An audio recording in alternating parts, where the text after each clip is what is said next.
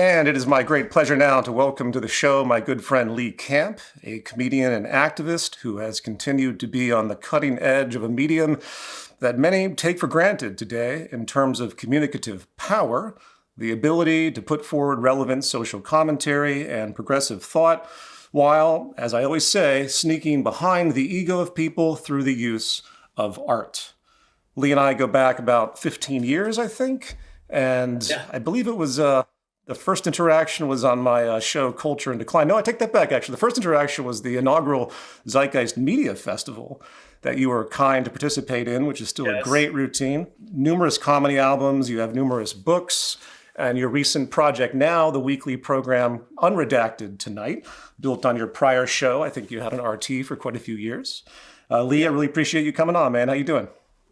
Thanks a lot, Peter. It's always good to speak to you, and we're a couple of old dogs still doing this stuff. I know, right? And, I was reviewing, your extensive body of work, and it brought me back to that thing you did in my old 2012 show, Culture in Decline, a now vintage segment, as many people refer to it, on advertising and the disgusting blight it is on our collective consciousness.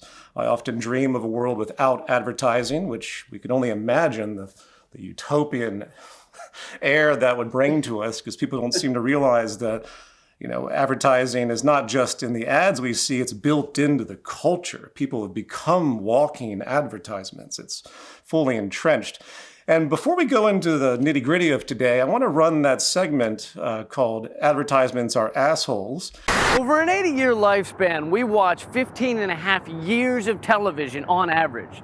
15 and a half years of having our brains liquefied and sodomized, zombified, and then glorifying products and nonsense.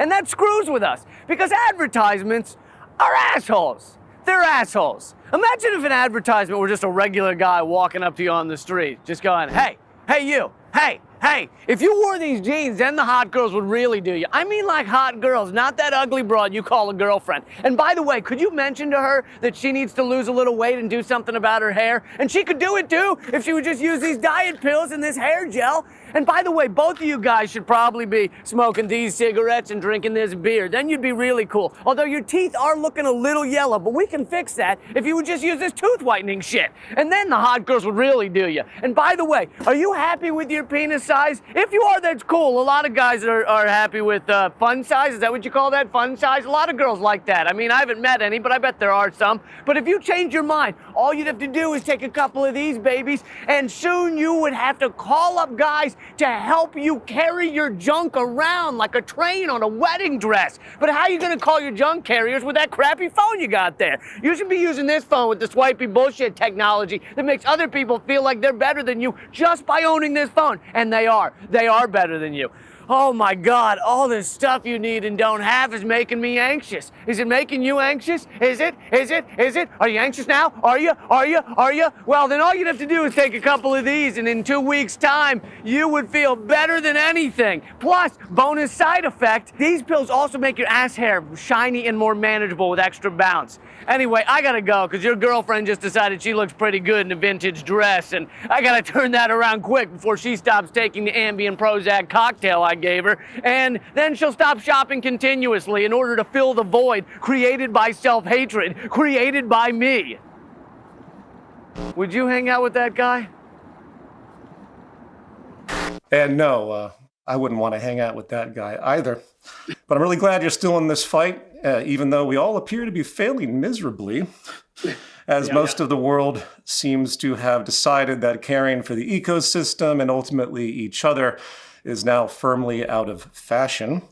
But before we go into the nightmare of existence that is normality today, let's start with a little reflection on your own background and decision to go the direction you did with your art and activism. Tell us about how you came to be. Oh, man. I was not political as a young man, even through college. I just wanted to be a comedian. I started writing comedy when I was 12 and didn't perform at all. And in any way, no, not an actor, nothing. And then at 17, 18, really became obsessed with stand-up, started going on stage as much as I could. finished college in Virginia and immediately moved to New York City and spent many years slogging away in the comedy clubs, performing every night, probably 3 sets, 10 minutes each. And then also touring the country, performing at colleges, which was how I made my living for those first several years. But about, 24, 25, 26, I start waking up politically, reading the some of the important books that really got me to think outside of the Overton window that the mainstream media feeds us, Chomsky and Chris Hedges, and watching different things and, reading your stuff, watching your videos. All of this stuff helped to make me think outside of it, and I then wanted to have these thoughts, these truths, these important realizations as part of my comedy. And to me, it was far more interesting to do comedy about that than to do comedy about airline seats. And so that's where I've thrust myself ever since. Now, there's moments where you could go, wow, that was a great choice, because some people were really into that kind of comedy. But all in all, I'd say, 90% of the doors that might open for a young comedian or a comedian that's been working at it for years and years are going to be closed if you're anti-capitalist, if you're making fun of corporations in a real way, a real deep way, as opposed to the Daily Show, quip about Walmart here or there. But if you're really going at corporate America and the U.S. empire on a daily basis, then you're not really sought after by almost any entity. And then I got very lucky that there was a network, RT America, that wanted me to create a comedy show. I was given something that is unheard of on the American landscape, which was I essentially had full creative control. I wrote all my own words. I mean, there is no comedy TV show that doesn't have a team of writers writing everything. I wrote all my stuff. No one ever told me to say anything or not to say anything. They didn't care about advertisers. They didn't barely have any advertisers. So I really was just free to do what I had always been doing, except I was on a television network. And that went for 8 years, Redacted Tonight. And then it's been 3 years since it was shut down by U.S. sanctions. And now I have just brought it back. We're on the 3rd episode, a new version that's completely independent. It's just me creating it, funding it, everything. It's called Unredacted Tonight. I think there was either a New York Times article or something that came out about you years ago. They were basically implied you were some mouthpiece of the Kremlin, right? Yep, full, and I did a response about all the mistruths and half-truths, and just, it really is an interesting inside look at the propaganda in the New York Times, even done against a comedian. And I also think it was more than just the New York Times happened to do an article. It was actually part of a concerted campaign to make sure that I was defined as a propagandist when people would Google me, search me out, my Wikipedia page, because the New York Times piece and an NPR hit piece on me both come out within a couple months of each other. And of course, that's going to be at the top of all the Google searches. So that's who you become to most people who don't know better. Yeah, I know that world very well.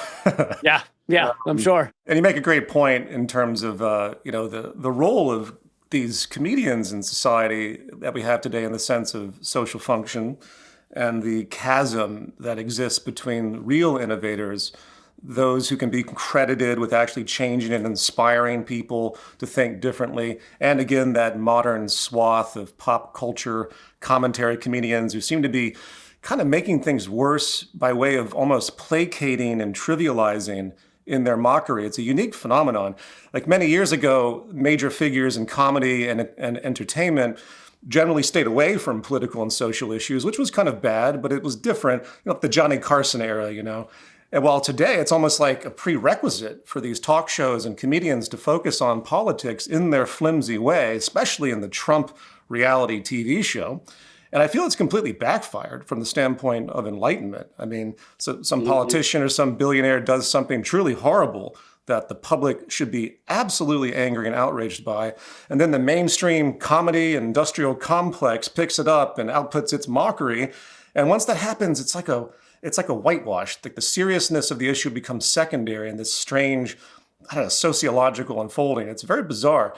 And I think in part, we can talk a little bit about the rise of Donald Trump, but I think there's a twisted element of the public that's become so indoctrinated into this drama that they kind of wanted him back just for the drama, just to keep the second season going, And on top of that, CNN's numbers cratered after Trump left office. They were down by like 40%. Exactly.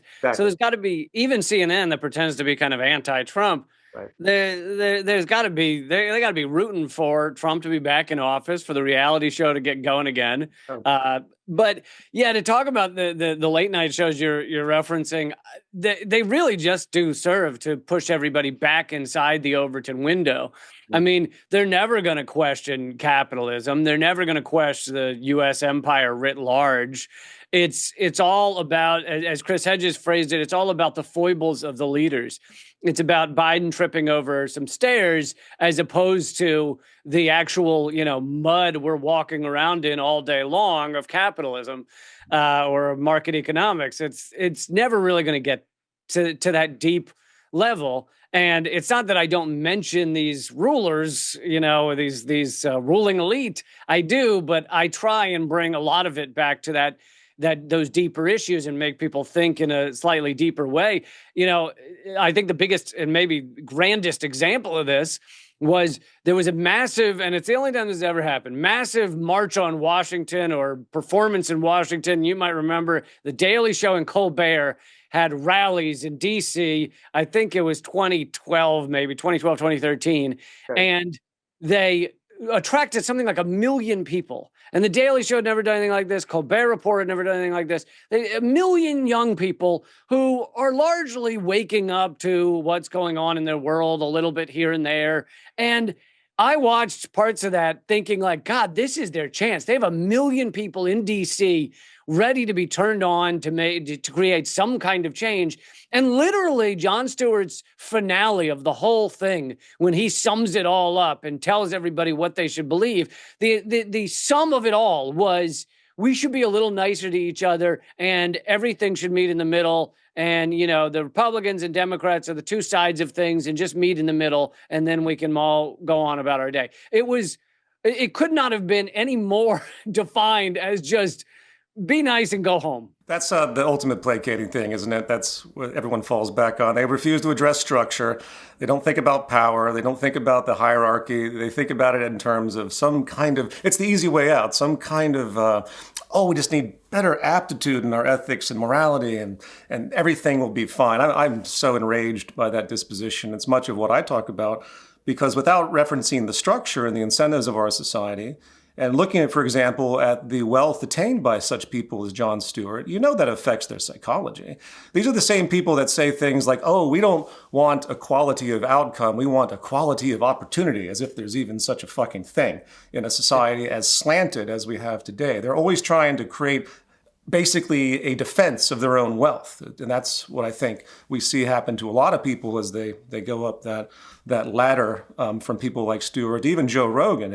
You see the twistedness start to occur, and they just become increasingly detached from, again, the structural relationship. And they won't criticize it because that means they are also part of it, because they're accepting what they have achieved or what they think they've achieved. You and I have both been on Joe Rogan in the past, back when he had a little more sanity to him. Right. And now he's become like brand laundering for billionaires. Yeah. Literally Zuckerberg, Peter Thiel, Elon Musk. Mm-hmm.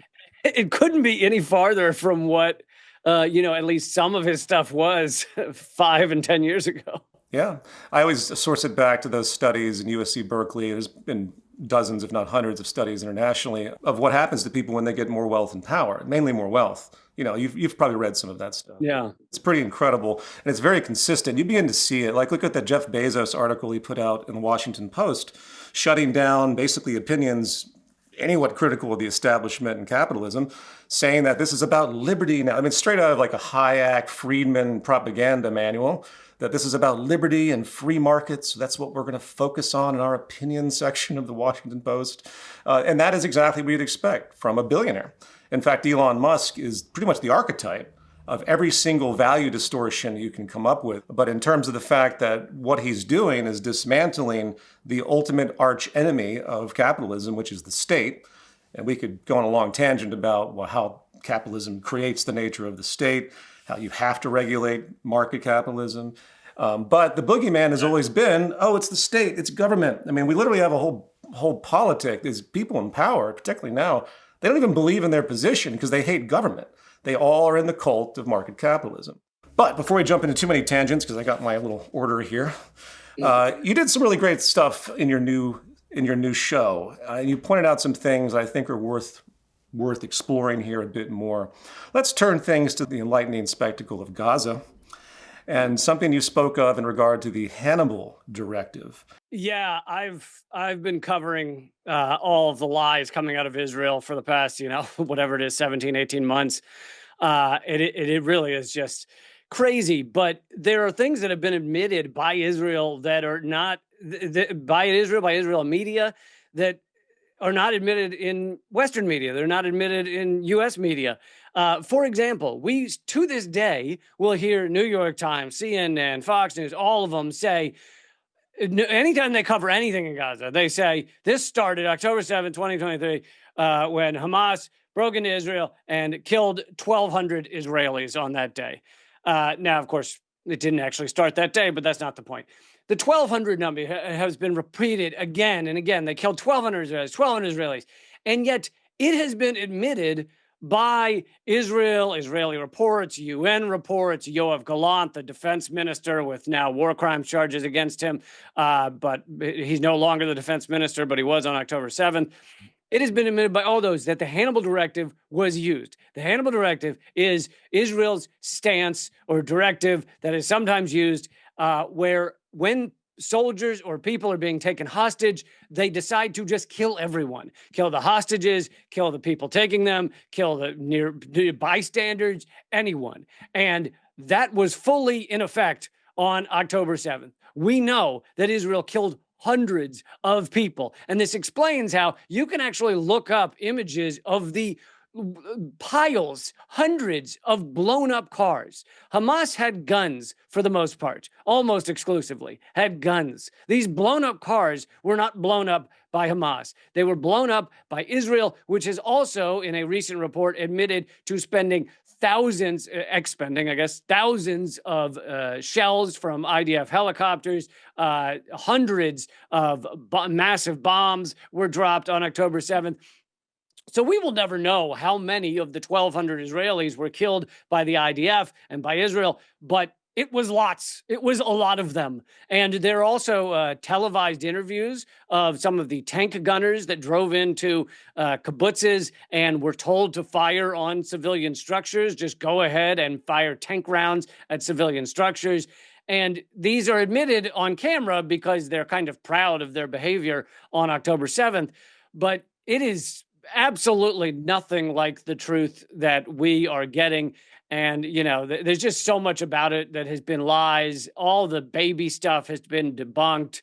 Exactly 2 children were killed on October 7th by all accounts that have been actually verified. So this whole, 40 beheaded babies is all just garbage. And it is amazing that Israel, has succeeded largely in putting forward all of this propaganda in order to try to justify what is, by dictionary definition, a genocide.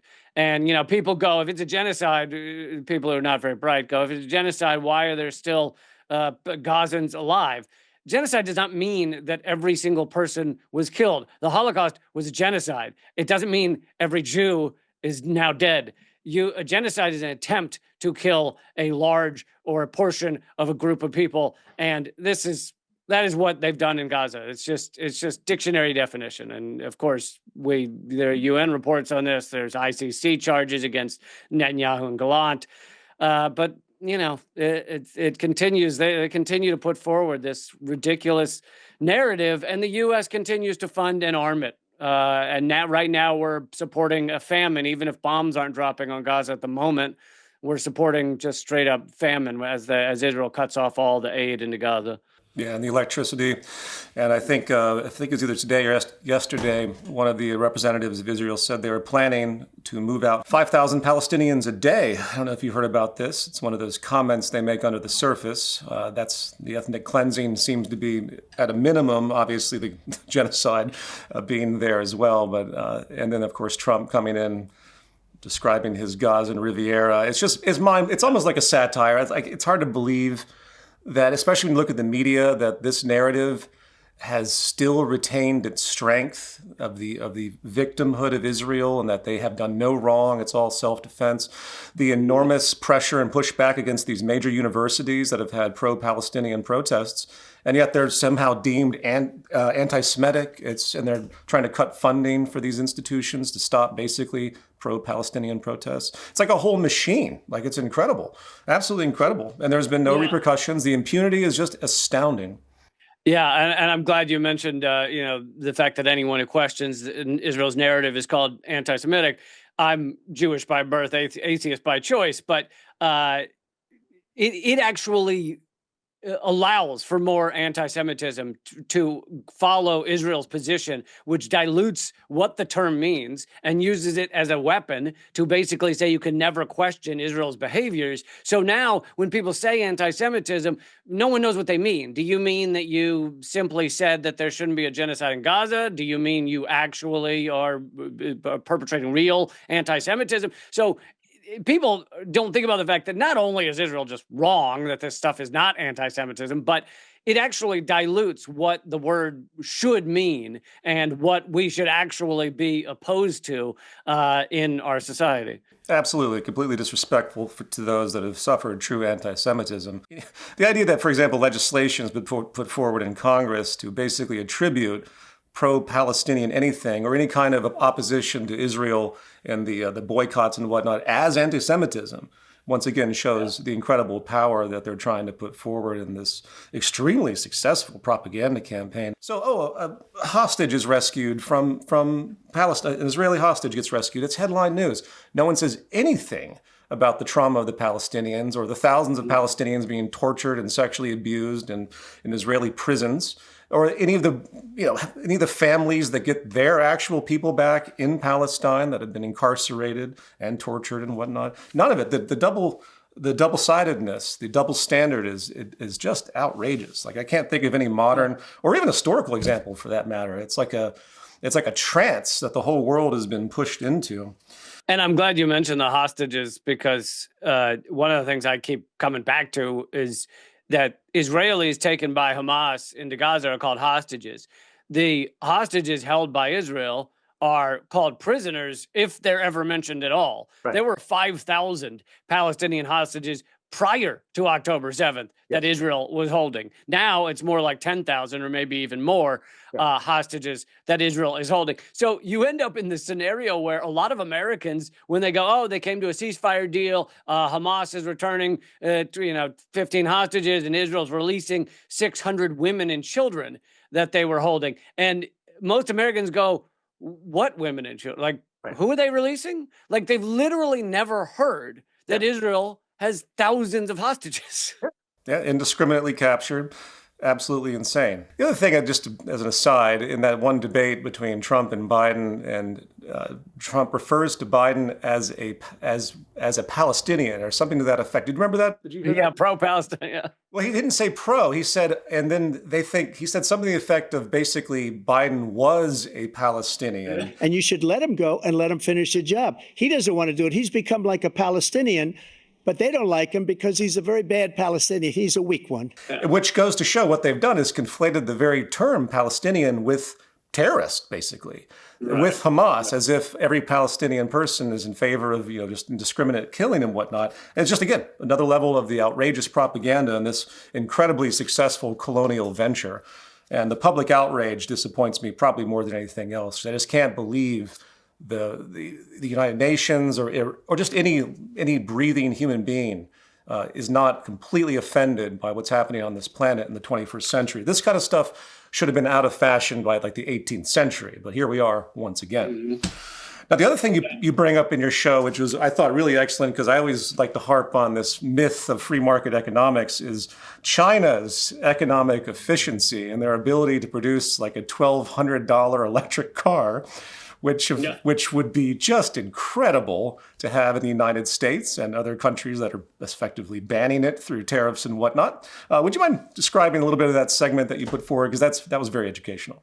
Yeah, it was kind of just a segment on a variety of things where China is lapping the United States. Right. One of the ones that people probably have heard the most about is that the AI model DeepSeek comes out, and it's apparently largely better than ChatGPT and OpenAI. But ChatGPT and OpenAI made theirs with something like $500 million, but they've also invested billions more to continue it. And meanwhile, China made this with $6 million. DeepSeek was made. And furthermore, it's open source, which means anyone in the world can use it and add to it, and, make it better.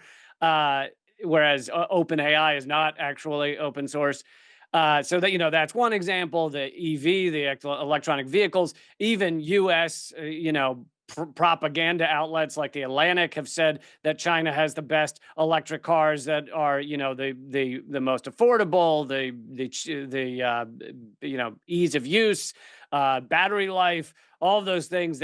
Most of them are the best in China, and yet the U.S. has made it nearly impossible to get these electric vehicles, which is not so-called open markets at all. It's just building up walls.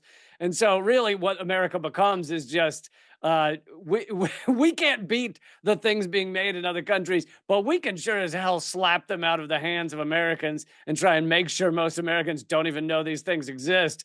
They put forward a bill, Congress did, to make it illegal to download DeepSeek with up to a year in prison and like $1 million fine or something like that.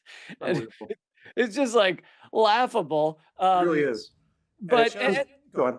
Well, the last thing I was going to say is then the larger infrastructure achievements of China, which have been just truly incredible, it has a lot to do with the fact that, some of the way China behaves is outside of the market system, in terms of they are literally just decide they're doing things to facilitate life for their citizens, and they'll do it long term. The U.S. never does anything long term. It's how much money can be made next quarter, maybe 1 year from now. Whereas China will have a 10-year plan to put highways into Tibet and other areas. So it's just a completely different way of thinking about things. The U.S. never.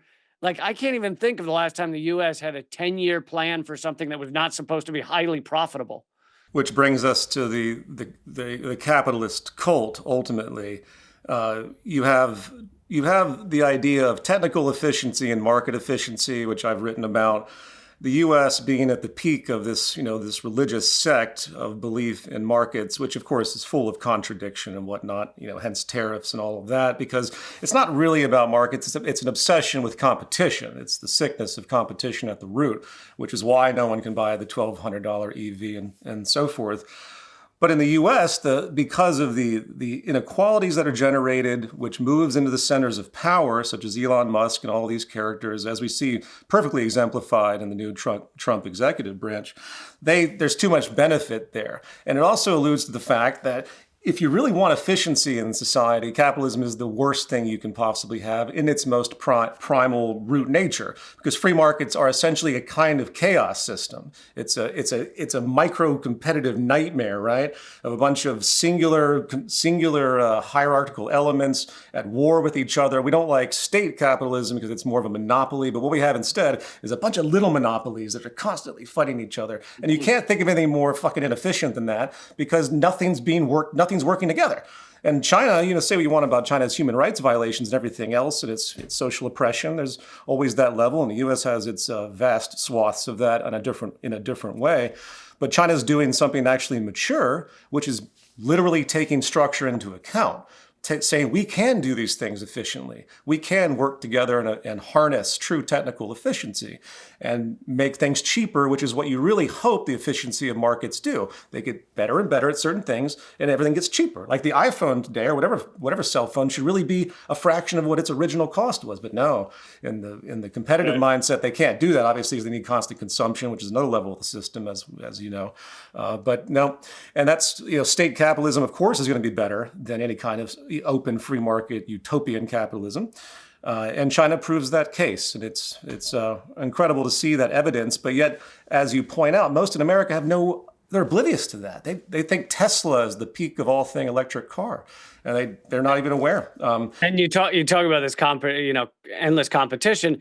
But if you look like internally, not that there's no competition, but if you look like internally at Apple, how do they design their stuff? Well, they have groups of engineers working together and sharing ideas. Right. Like internally, they understand that's the way to build the best device. Whereas externally, it's no, we need to patent everything and make sure no one can ever get anywhere near anything we've ever come up with, even to the point that, Amazon and Apple patent like the curvature on the edge of the phone. Right. So it's very different inside the corporation versus outside. Yeah, it really is. There was a major cybernetic efficiency expert in the 1960s that finally got most corporations in the U.S. to realize they couldn't have this myth of internal competition, where everyone's battling for bonuses. And some companies still sort of have that angle, but most of them learn their lesson, because in management science, you just don't do that. And what's the logic there? You expand it out. Well, maybe we should have a society where all industries or sectors or the entire economy actually fucking work together, because you're going to have the most optimized form of efficiency. Competition destroys all of that. That kind of religious dedication to this mythology, which when I say the market economics cult, that's what I define it as. It's the irrational commitment to unproven assumptions.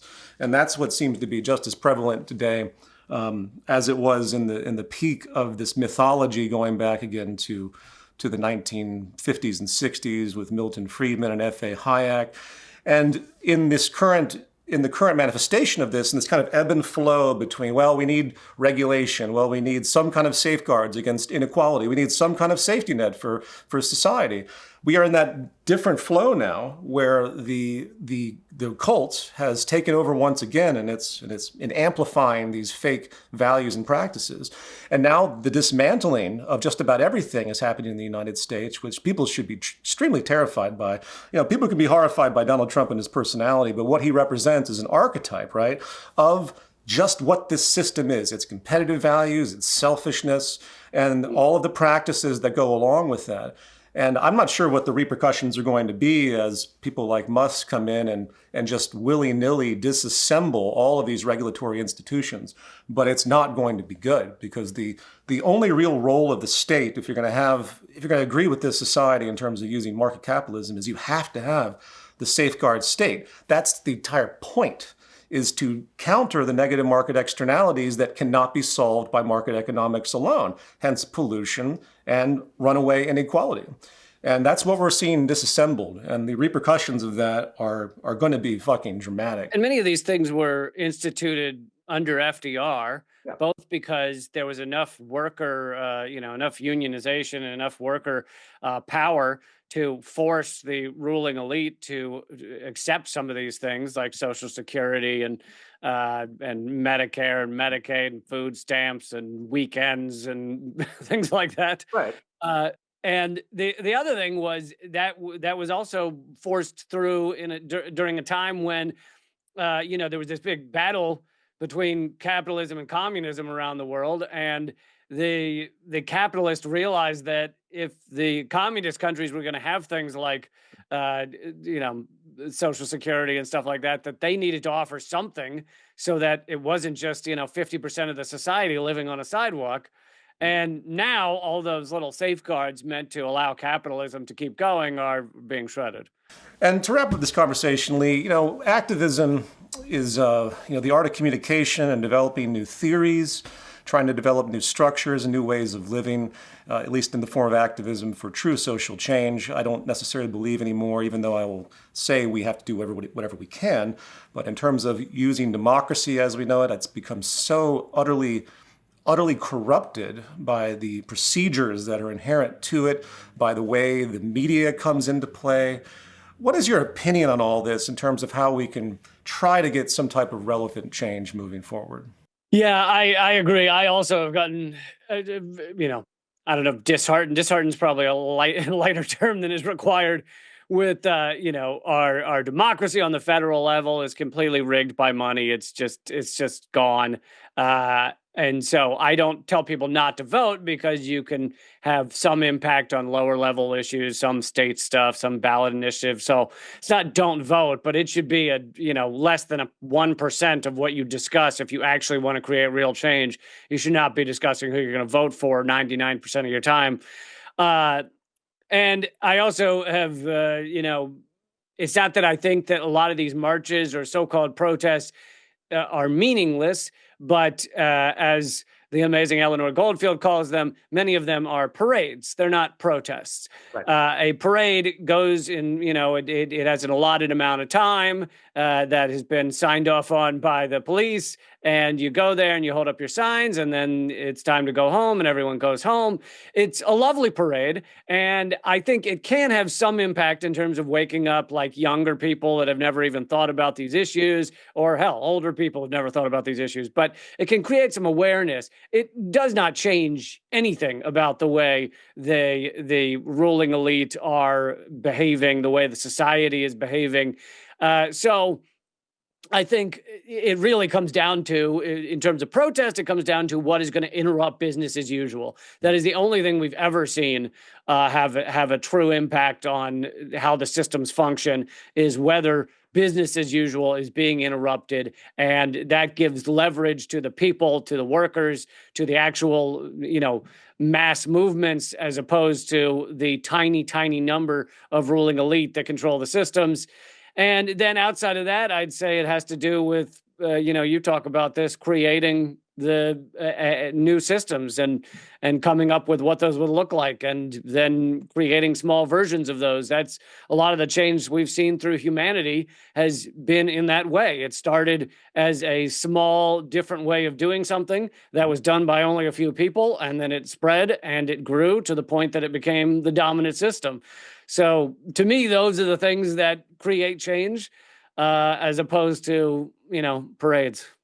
Absolutely, which I think parade would be synonymous with catharsis, right? Because it's like, oh, let's just yell and scream and wave our flags and our banners, and then we feel like we've done something, right? And then you go back and get drunk, or as I think it was Frank Zappa once said, or you might get a blowjob from a woman in a dirty blanket. That was one of his crudest lines ever, but it was really excellent when someone asked Zappa what he thought about the 60s revolution. He's like, what revolution? I mean, by and large, there was nothing that even resembled a revolution. There's a lot of people talking about it. Well, and they like to get together in large numbers and hold signs and march around and talk about it. And then after the demonstration, they would either be beaten up and have to get the blood off their head, or they'd get a blowjob from a girl in a smelly blanket. Ridiculous, but you gotta love Zappa for his opinions. And I really appreciate your time today, Lee. Anything else you wanna talk about, or please, of course, give out your website and your show and everything you're doing now, and give a summation. Well, you were going to. I brought this along because you were going to ask about the power of comedy. Oh, right. There's a brilliant. I just want to read like 1 minute of it, but a brilliant book about the Palestinian people called "The Perfect Victims" by Mohammed El-Kurd, and he talks about the power of comedy or humor. And he refers to people like in Gaza, in the West Bank, and a man walks by and says to the IDF soldier that is thrust himself into his life, and he says, "How many times have I told you not to park your tank in my driveway?" And Al-Kurd says, here the man has created for himself a realm in which the mighty Merkava is but a boring nuisance, a bureaucratic measure like doing your taxes. In this realm, the soldier's domination does not permeate the psyche. His rifle's but a toy gun. The tear gas in the air is just someone's nauseating perfume. Irreverence is a dignifying act of refusal. For those confined by siege or incarceration can be emancipated in the mind. To dig a tunnel, one must first imagine it before clawing at the floor. Irreverence builds an alternative reality where the occupation is not impenetrable and the occupier is not indelible.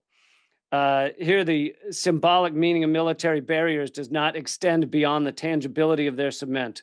For the speaker, irreverence is not just a rhetorical strategy, but a form of self-preservation and defiance, a stubborn rejection of psychological subjugation. And it goes on, but I love the idea of the stubborn rejection of psychological subjugation. And I think when we are in these dark times, it's and you and I over these many years have seen many people like this, a tendency to burn out. Like they may be amazing activists, amazing protesters, amazing speakers for a couple of years, and then they're kind of done with it. And I think you have to have the techniques to keep going. And one of them that I think is very powerful is humor, is comedy. And then the other reason that I do it with my, new show Unredacted Tonight and all my other stuff is because it's a way to get people who would not normally listen to these ideas to listen longer.